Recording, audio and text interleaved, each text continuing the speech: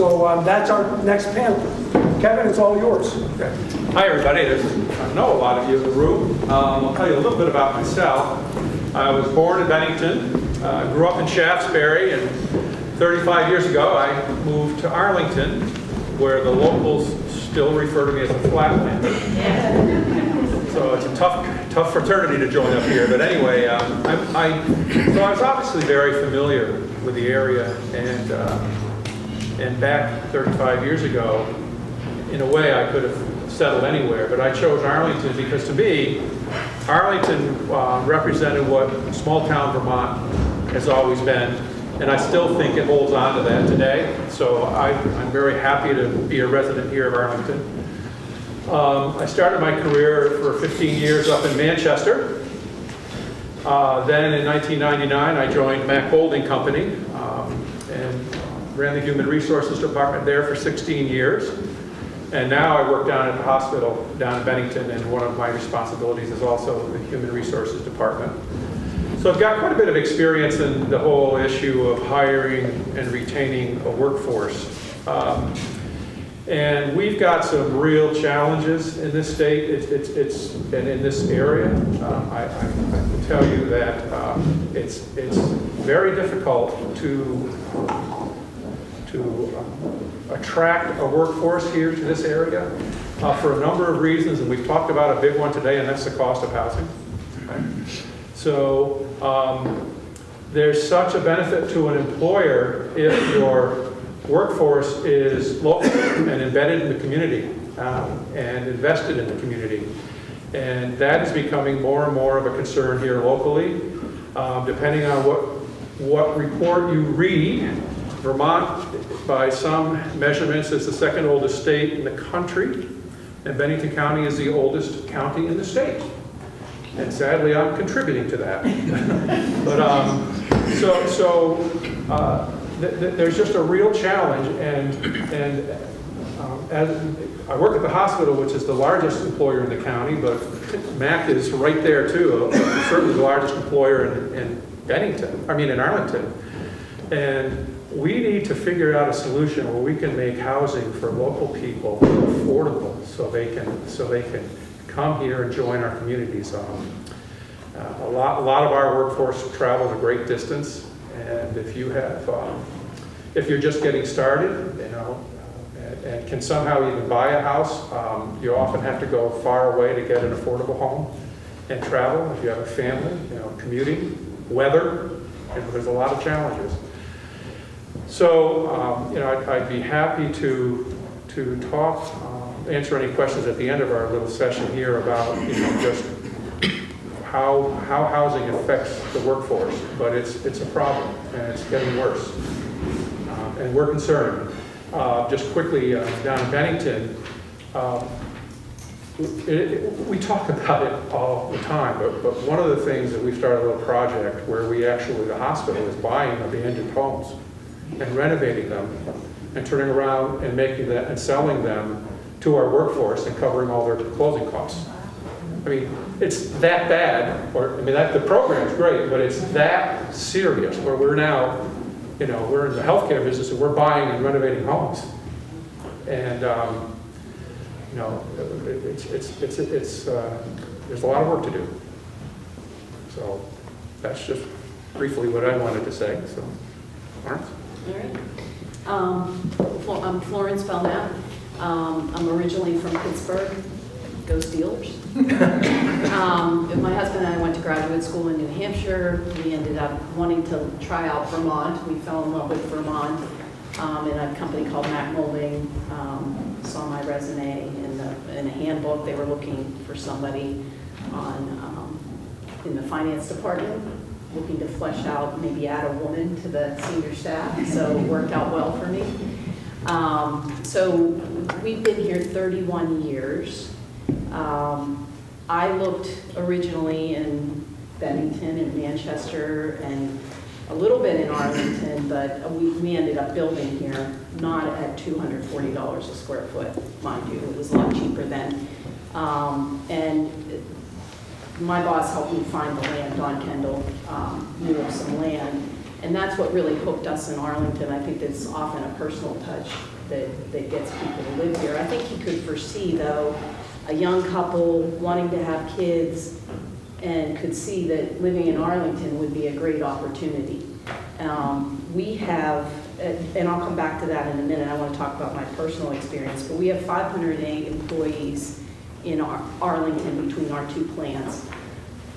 Less than 13% live in Arlington. This is a huge opportunity for the town and for people. People are commuting, if they are direct laborers, that's a big cut in their pay. Commuting, gas prices, driving, time-wise, if you have young children and they're going to a school in Bennington, there's issues if they get sick. And that's why I want to go back and talk about my experience. I lived in Arlington, 2 miles from my home. Went home for lunch, could see my kids every day, could breastfeed when they were younger at those times. They went to Arlington Arlington grade school. They went to Happy Days first. Their schedule's the same as mine. I dropped them off at school every day at 8 o'clock. If there's an activity, I could rotate my lunch. I could go see a play or a concert, or I could go to lunch and participate in, Parents' Day. If there's a sporting activity in the afternoon, again, rotate your lunch, taking a lot less vacation if you want to do those things. And then it draws you into the community, too. You want to be involved. You want to make the town better. So I tried to do that as much as I could. And that's what we want to do for people that are working in Arlington, make their lives easier. I mean, gosh, it's tough. And we're a manufacturing company. You got to be there. You got to be there during the work hours, 8 to 5 or whatever your shift is. It'd be a heck of a lot easier if you lived in Arlington and didn't have to commute. It's better for the state. We have a lot of employees that live in New York across the border. It's a lot cheaper there to live. There's housing. That's a lost opportunity for the state, in property taxes. So that's sort of in brief my story, and on to Todd. Okay, so I was just thrown into this about three minutes ago. One thing I have no trouble doing is talking about our town and our school. For those who don't know me, my name is Todd Wilkins. I grew up here, graduated from Arlington High School in 1994. Went off to college at Vermont Tech, so I went really far away. Came back and married a local girl who graduated from Arlington High School in 1995. 3 children, all of which go to Arlington. We live in Arlington. I pretty much dedicated my life to serve in the community as a state trooper. I've served 2 stints on the school board, currently in my second one. So probably, 6, 7 years in the school board, and 5 of those as the school board chair. Prior to my life as a state trooper, I was a real estate developer. I did building, I bought land, I sold houses. I certainly built them for a lot cheaper than $230 a square foot, because I wouldn't have made any money back then. I fortunately was lucky or smart, I don't know which, but saw the decline coming. So in 2007, jumped out of the real estate business and into the law enforcement business. So got hired by the state police, was very lucky to not have to leave my hometown, and was able to stay here and raise my kids here. I have coached here for 21 years now, 21 years. 15 years at the varsity program. Very proud of our schools, and have watched our school population decline to, I believe, a low of about 365 students, from above 500 at one point to now back up to about 430 this year, probably pushing the 440 mark to 445 mark next year. So we are bucking that trend where student population is going down. Okay, but I also see it in our real estate. As Faith mentioned earlier, 28 current listings in Arlington. We have people that want to move here for our schools. She might be mad at me, but Kelly Dickey sold her property in Sunderland and purposely moved to Arlington so her son could stay here. That shows the value of our school system. But we can't continue to put our kids in our schools if we don't have housing and we don't have real estate. We are the only small school in this county that is public. We have a large school to our north, as you all know, in EVA, and a large school to our south, which is Mount Anthony. Two great schools, but they don't offer the things that we offer in a small school. We have families that want to be here. I have, in fact, before I came here this morning, I had a dad from Sunderland who is currently trying to fight the fight to come to send their children to Arlington in middle school, and is not succeeding with the Taconic Green board, and it was asking me for advice. I unfortunately don't have any for him other than find a house in Arlington to move to.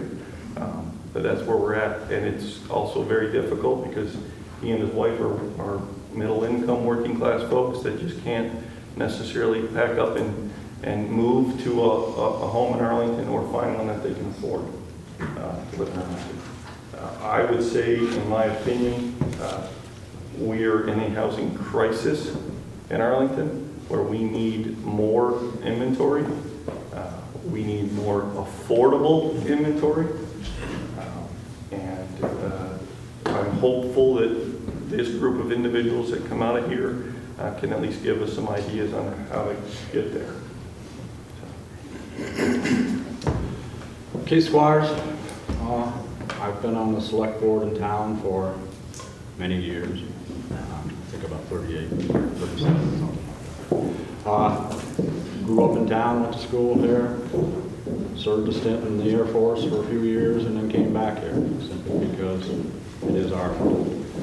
I think everybody is pretty well talked about the whole need for housing here. There is no question but what to fill the needs of business. To try to develop housing that's affordable, it's going to be a challenge, it really is. One of the things that's been kicked around here quite a bit is a need for septic systems. That's been looked at over the years. Solutions are never easy. Todd and I were just talking a couple minutes ago about the school septic system up there, how that might be expanded. That's one of the things we're looking at. Actually, Todd and the school are working on some engineering studies to see how that might be possible. One of the things that I was asked to speak on a little bit is the grand list. I think most of you, if you're in real estate or in some type of development, you understand how the grand list works. The grand list is a very number that's derived from the values of all the properties in town. Obviously, if you add the number of more houses in town, increase the quality of the houses in town, your grand list goes up. Your taxes are based on two things. You pay taxes based on the budgets that are voted and the grand list. There's a calculation of what you pay for your taxes. I do have to throw this out that about 80% of what you pay for taxes goes to Todd at the school, 20% goes to the town. Just so you know. The town itself, we have obviously looked at this whole sewer thing over the years. There was actually a vote taken back in, I think it was early 80s, right after I got on the board, it was voted down. At that time, it was a huge number when you looked at average incomes and things around it. Hopefully, that can be through some grants. I think that Jim mentioned some availability of maybe some funding here. Hopefully something like that can develop over the next few years and we can start addressing that. I think we'll seriously be looking at it again. Again, as I said before, Todd is doing some initial investigating, I guess would be the word, as far as the school goes. So that's in the works. I think that, just in general, Arlington is probably, and I think I can say this in all fairness, the best town in Bennington County to live in. I don't think most of the people here, I think, will agree with that. Every town's got a problem. Every town has to work to solve those problems. And I think that's one of the good things that's going to come out of today is a lot of different ideas. I know Jim is taking notes all over the place there. So we can learn from today and use it to move forward and try to solve the issues that are being identified. That's it. Thank you. For those who don't know, just to bring up that there is there is a wastewater treatment facility that is owned by the school. It's at the school. The school developed it and built it. Don, you can probably tell me what year that was? 93. 93. It was put in. My preliminary investigations were permitted for about 18,000 gallons a day. We currently use about 2,800 to 3,100 gallons a day. So there is some ability to hook on to what we currently have. But what we're restricted on right now is discharge, so which is some of the solutions that we're hoping to find and work with the town on that. The school owns the system.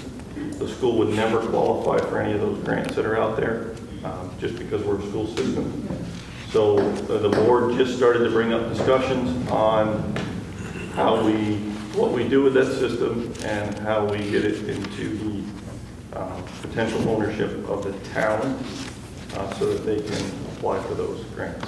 We're still in the early discussions on that, and we have to do what's best for both the taxpayers of Arlington and both the school and the town system. You know, when I was thinking about it as I was listening to them talk, when I moved to Arlington in 1984 and we built our house, my wife and I had just started working, and we built where the house is now, and there's no way. We have 5 children, and they all moved. Sadly, they're no longer here. But there really is not a realistic way that any of those children back in the shoes that we were in when we started out could do today what we did back then. It's just too expensive. I couldn't buy the house I live in right now because of the cost. Certainly couldn't build it. So it's a challenge, and I hope all of us collectively can help find a solution. Yes? Is it a question time? Keith, I think you said that there was a vote taken in the 80s about whether or not the town should have a public wastewater system. Was that correct? Has there been another vote taken since? No. Why? Well, for one thing, we just haven't got to that point. We've had a couple studies done. Those studies have identified more small area type systems. They really haven't got back into that large. The original vote was taken based on a study that would serve the whole town, which is pretty extensive. The studies that have been done since then have not. They've been a little bit smaller in scale, that sort of thing, and the results of those have been that you could do small area systems. I think we've kind of shied away from that.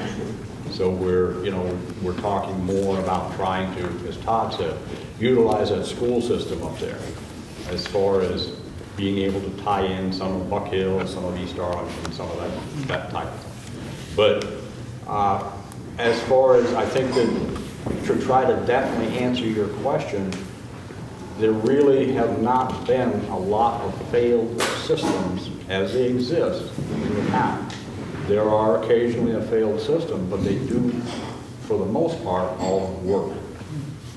And everybody needs to understand that if the time comes when you do build a public facility to handle that wastewater, there is going to be a significant cost to that. I don't even want to know I don't even want to guess what that would be. But in the general context, the users pay for that. So that can be just a reverse of what we're talking about. How do we make housing affordable? So now we're talking about adding a wastewater system that's going to increase the cost to those houses, because that's the bottom line of it. Somebody's got to pay for it. So you've got a little bit of a juggling act going there. And how does it balance out? And again, as I said before, in every study that we've done, for the majority, the individual systems do work. We've actually got a state analysis going on this summer that's going to be taking a look at certain areas just to see if we're starting to see more failed systems. That's going to be, I think, next month or something like that. So, again, people need to understand that a septic system is probably a great thing, but somebody's got to pay for it. So how much do your taxes go up to establish that? Yeah, I just add a little bit to that because, yeah, Keith provided a good summary. That study, when it was done, the one that was where the vote came out of, I mean, that was really primarily the era when we were thinking of large centralized wastewater treatment facilities with subsequent discharges into the waterway, in particular the Battenkill. So that would have had an impact on the water classification of the Battenkill and other associated issues. So that didn't go over very well at the time. So the alternative solution was addressing a lot of the individual failed septic system problems. And as Keith mentioned, there may not be a lot of current failed systems. One of the real challenges in Arlington, as it is in probably well over 100 compact villages in Vermont, is that future growth is really severely restricted by the lack of wastewater treatment. And the kind of treatment that's really being used more and more in these village settings isn't that centralized treatment and discharge into a river, but maybe 2 or 3 systems in different parts of the town, like the one at the school, that treat those areas and allow for higher density development and mixed-use development in those areas. And some of the information that has come out of those planning studies, and there's some really good case studies, have examples for different types, and they also have some really good information on what the subsequent user fees are, which is the issue Keith was getting to for cost. And so, yeah, there's the upfront capital cost, and there's a lot of grant and loan programs associated with that, and then those can be financed over time through the user fees. And yeah, there are user fees, and they add to the cost of owning a house, but they're also they allow for the development to happen. And if you break out the cost, they're probably wind up being significantly less expensive than all of those new septic systems that would be required if you were even able to build them. So it's worth studying anyway. I agree with Keith, it is about cost, but one of the ways, again, perspective, one perspective is if we don't grow our housing base and we don't grow the number of commercial properties that become part of our tax base, everybody's rates are going to go up. So to me, if we have a more diverse housing market, if we develop commercial businesses, I think we're doing a really good job, Keith, as you said, to keep costs down. So that was just a comment that I have, but I also have a question. I was recently on a panel at the Southern Vermont Economic Conference, and the land use administrator from Manchester was on the panel. And they have a similar problem in the sense, someone mentioned it, they have more people who work there that can afford to live there. One of their solutions was rezoning. Is rezoning something that would impact Arlington? Is that important to Arlington? Are there changes ahead? I don't think the zoning as it, and I'm kind of speaking off the top of my hat here a little bit, but I don't think the zoning as it exists today limits housing. It may limit the density of housing, but even that's been addressed in what they call cluster housing, where they do advocate building 3 or 4 houses in a smaller area rather than big lots. So to say that zoning is restricting, I don't think it is. Well, I don't know that it's restricted. They were just saying, did you need to revisit the areas and the designations for particular areas? So would our zoning allow for the mixed use that we were talking about, where you would have shops underneath and you would build out apartments and housing on top? For example, I don't know. So that's one of my things too. So yeah, as Keith said, I don't think that the zoning in Arlington currently is the restricting factor. I mean, you certainly it allows mixed use, and it allows for a level of density that could be built. But you very often can't even build to what the zoning currently allows because of the lack of wastewater capacity. So, but if you had the wastewater, then I would suggest you then look at the zoning to see what more you could do to liberalize things a little bit. Thank you. Thank you. My question was actually about the school population. There was a really interesting sort of scan of about 430 or so at this time, and the low point of 365 to start, roughly was about our lowest. I was curious, and when was that low point? I was also curious, what would be, how big can the school get? You know, with what's this? I'm sorry. We used to have over 500 students in our school. Is that about? So we could potentially house that number of students, but like everything, we're very conscientious about how we're going to grow and how fast we're going to grow. Do we want to hit 500 again someday? Maybe. Next year, no. The year after, no. Yes, we want more population, but the school board has chatted 30 to 40 new students would be ideal. That would keep us very viable and very sustainable budgetary for your taxpayers, because your two number one costs are your infrastructure, your schools, the buildings themselves, and your staff. That's 80+% of your budget. So, and you have to look at the business side of a school, and that is students or money. That's the reality of it. We don't look at them that way, but that is the case. You have to run a school like a business to a certain degree, and the more kids, the more money you get from the state, the more tuition money you get from the sending towns, those particular things. We've done a good job of making our school a desirable place to be educated. We also want to make sure that stays that way. You can walk into our school, talk to any teacher, and I can say that without fail, our teachers could probably look at any kid in that school and tell you what their name is, what their brother's or sister's name is, and probably what their parents' name is. You can't do that in every school, and that's part of what we want to keep. I was curious, have you seen something that's been really exciting to see is Mac's partnership and support of the school, and reading about how well it's performing in full-page ads in the back of the banner and things like that. That are really, I think, a lot of people's attention in the region, certainly. I was curious if you've seen some of that uptick has that been in recent years as you've sort of moved up from that low point? Has some of that partnership been a really powerful part of that in one way, shape, or another? Mac Golden and other businesses in the community are unbelievably supportive of Arlington High School, or Arlington and Fish Elementary for that matter. We're blessed in that fact. These kids typically don't want much because these businesses and local individuals, especially Mac Molding, are very generous in helping us. And that is what makes, in my opinion, that's what makes our community so amazing. We can pick up a phone and contact the right people and say, hey, our kids are in need of this, and it happens. Very seldom does it not happen. I can't even think of a time that it hasn't. We've also held our administrators to a high standard. We have some great administrators. We've asked them to push our schools academically, but also bring in more students, and those partnerships or that help from our local businesses like Mac Molding have been tremendous in helping do that.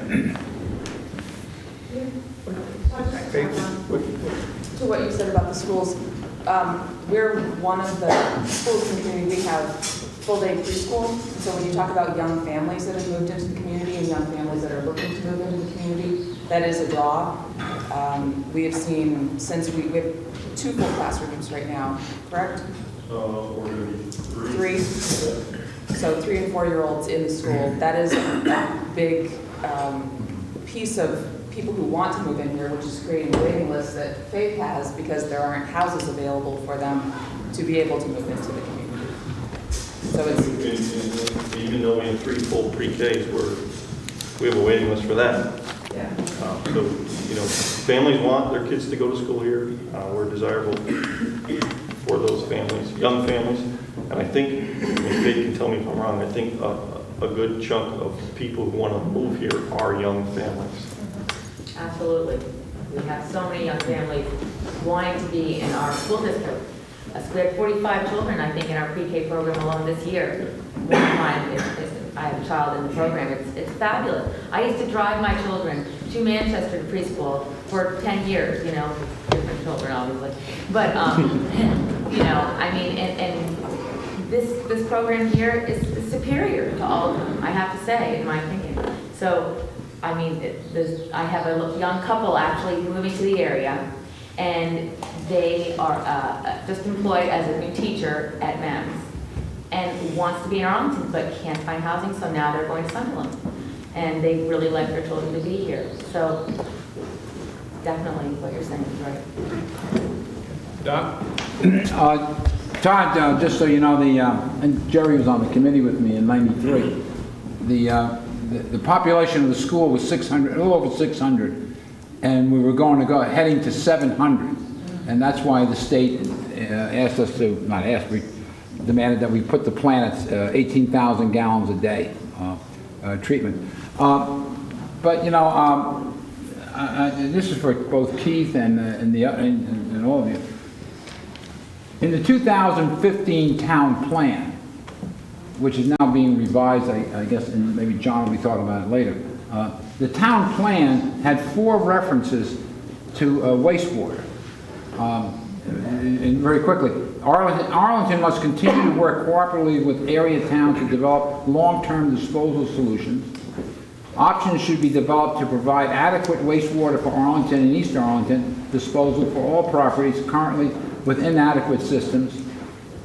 While the reasons for the decline in business in East Arlington are not clear, space for adequate on-site septic system limits developments should be looked at. And then lastly, the town should investigate the possibility of a small sewage treatment plant to serve the area in order to promote redevelopment of the commercial area. Now, if we're bringing this up 5 years ago, why aren't we why isn't that at the top of the list or near the top of the list over the last 5 years? And how do we know it's not going to be mentioned again and again, not acted upon? I think I can touch on that one very simply, Don. It comes down to dollars and cents. Funding has not been available as far as the grants and things go, but I think that's changing. And I think we are in a period now where, looking at this again, these kind of discussions, bringing it to the forefront, are not a bad thing. And will definitely help us investigate some of this funding to help the town build it. When you're talking, you know, a $10 million investment, yeah, that's a significant investment for the town of Arlington. But I realize that, and I do a lot of work in Pownell. Clients have properties down there, so I'm down there quite a bit. 3 years ago, they just finished a $22 million wastewater treatment facility and lines throughout not throughout the whole town, but a good part of the town has now been, all septic systems have been removed, and they now have a central wastewater system. And they went out and borrowed, they got 80% of that 22 million came from the federal government, 10% came from the state, and 10% came from Pownell. So yes, it's costly, but there's a tremendous amount of federal grant money available, particularly from the Department of Agriculture, which they got it for rural communities such as Pownell, and I would hope one day Arlington. It's just that we have to go after it again. I think just another one to keep throwing out there, because everybody needs to know that the eligibility for a lot of those grants are based on need. Need is based on failed systems. And that study that was done, that you and I worked on 8 years ago. You know, the studies you're referencing have talked about, yes, this should be considered in the future. And, you know, that's been talked about. But to actually go out and obtain that funding, and I think Pownell went through it, they had, I don't want to speak for Pownell, but they had many failed systems that were doing exactly what a failed system does. But the engineers, Keith, that we hired, the town hired 8 years ago, in their report indicated that East Arlington, a third of the systems either are failing or have failed. Now, what happened since then, I have no idea. But can't say that I read that data. I don't remember seeing that.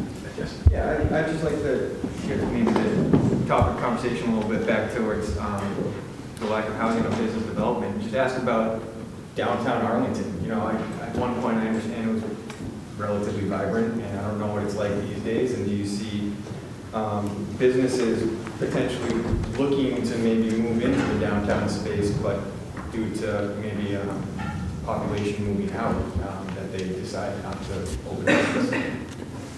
We certainly have real estate that is downtown that used to hold viable businesses, but those buildings are limited on their usage at this point.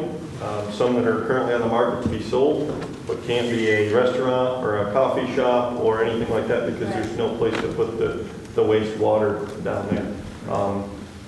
I think that there's people that would love to open a business in town, like a coffee shop or a restaurant. I mean, we have one restaurant in town now. We used to have 3 or 4. So yeah, there's definitely been an effect on downtown, in my opinion. Well, and just to make this as absolutely complicated as possible, it's a chicken and egg. You want to move your business here if there's no workforce to hire, and does the workforce move here if there are no jobs? Now, I know there are some jobs, but it's a little bit of a take it one step at a time. But that's part of the problem. And I also, Flo said there's 508 employees in Mac Molding every day. Every day. That's how many of those people would like to eat out, would like to stop and get a cup of coffee or a donut, or Stewart's, which is the only real place centrally located. There's days you can't pull in that parking lot. So there's a very serious need and demand for that in my opinion. And what'd you say, 13%? Yeah. 13% of the Arlington workforce at MAC lives locally. Imagine if we could figure out a way to attract 20, 25%. That would increase the vibrancy of the community significantly, further support the school, which sounds like it's turned the corner and going in the right direction anyway, which is great. Kevin, Okay. I'd like to ask the Arlington Renewal people to work with the employers and put together a form, a chart of what these people want in terms of housing. Are they looking for single-family homes? Are they looking for multiple family? How many people? And what are they willing to pay? Let's get an idea of the market. And I think it's up to the Arlington Renewal and the employers to establish a little form that doesn't divulge information about people, but talks about what the market is. I think we need more definitive information. I think the school, MAC, and other employers can get their employees to fill out that form if somebody puts the form together. And maybe that should be Arlington Renewal. Maybe it should be the employers, but there ought to be one form. And let's get an idea, a real specific idea of what the market is. I can tell you that the Arlington Renewal Project has at least hosted one event with local realtors to see what their demand and need is. And it's been pretty significant in the area, but of course in that 250 and below number. That's a pretty big span. And I think if you actually talk to the people that want to move here, that are employed here, I think you'll get a more defendable. Sure. Absolutely. It's a good idea. Absolutely. It's good information. So go ahead, Jessica. Well, I was going to say, and some of that's rental. We need more rental because my daughter and her husband have been trying to move up to Arlington, and they can't find a 2-bedroom rental with a yard because they have 2 kids. They love the schools. They want to keep their kids from preschool through high school in one location, but they don't want to buy. They want to rent. So. And I actually think we're seeing a little bit more of that. Today's millennials, I guess they are. They don't necessarily want a big, huge house with a big backyard. They want a smaller home that's very manageable, low maintenance, move-in ready, and walk. Like I think we talked about earlier, walkable. It's close to schools, it's close to town. I think that demand has changed. One of the things that I've talked about quite a lot, and some people have heard me and some don't listen, but you have a place like Dietrich's Trailer Park. There's really no trailer parks in the town of Arlington. Now, whether it's permitted, not permitted, they're gonna let it happen, not happen. Case in point, taken very well, what are they looking for? The big market today in a lot of places is what they call the tiny house.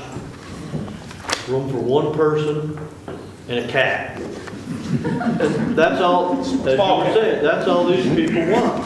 They don't want any more than that. That's big enough for them. And then as they get started, they transition their life to whatever. That being said, with what I'm talking about, similar to a trailer park, but you own this tiny house. And you can find some very nice tiny houses out there. When you're ready to transition, you can sell that or find the next spot bigger, allow somebody else to have something. But how do they get started? Does the town own the property or can they own the property? Does a private entity own a piece of land where you can put it there, set your covenants up? Great point. We really do need to know what these people are looking for. There's so many at Mac. My son's a case in point. Living in Manchester, paying well over $800 a month. He's a single dude working. Working, I quote that, working. And he can't even afford to have television. He's got a good job and a good plan, likes what he's doing, doesn't want to move away. Actually said the other day, Dad, I guess I'll never own my own place. But for what he's paying rent, he could own a tiny house. His expectations are a little bit bigger, but, you know, that's a start. Can we give some of these younger single people, especially that work at Mac, then next door we have a spot for the next group, small family. But let's find out what they want. I've got one last thing I just want to sort of throw out for thought. Does everybody remember when the town of Arlington had little shops set up all the way through town? Tourists came, when the leaves started to turn, all the tourists came to town. Alan certainly see it in his pumps. When the new highway went in, that stopped. Everybody goes by Arlington now on the new road. What can we do to turn those people back into Arlington? How can we make Arlington on the map a little more? Because I can remember every weekend, and this was all through the foliage season, you couldn't get through the town of Arlington because of the traffic. And I think most people here can remember that. When that new road went in, everybody got quiet. How do we bring them back? I'm really tired of people blaming lack of business in some towns on the highway. It's been there a long time. I will also say that we will never increase housing unless we rezone and seriously reconsider public sewer in Arlington. There are certain capacities that these cluster housings require. And those cluster housings, like Manchester has rezoned, after I work in Manchester, I've spoken with Janet Hurley 100 times about this. The reason why they have public sewer in downtown Manchester is one of the reasons why they can increase density. We don't have that in Arlington. Jim Baker said it himself in his opening comments. When we start talking about money, everybody shuts down. Let's not shut down about this. It's impossible to increase housing in the village unless we revisit this. The last vote was taken in the 80s. I'm here to say back in the 80s, you could dig a hole and put a 50-gallon drum in your ground and call it a septic system. You cannot do that anymore. Homeowners are restricted by what we can and cannot do, and it's not if those systems fail, Keith, it's when. This is absolutely hand in hand, these issues with rezoning, public sewer, increased density housing, rental properties, it all goes together. And if we stop the conversation by saying, oh, it's going to be really expensive, then we're going to be here in 5 more years, like Don pointed out, saying, well, back in 2019 we talked about this, back in 2015 we talked about this, and we're going to be nowhere. Why don't you put out a petition right now and get people to sign it and put it on the ballot? I mean, you can force the issue that way. Okay, so I'm going to cut this off, because this could go on, because we're going to pick this conversation up. It's a great discussion, right? Because there's a lot of passion around this issue. because there's a lot of passion around what's the future of town. So Kevin, thank you. Thank you, Florence. Thank you, stand-in, pitch in. Thank you. I think,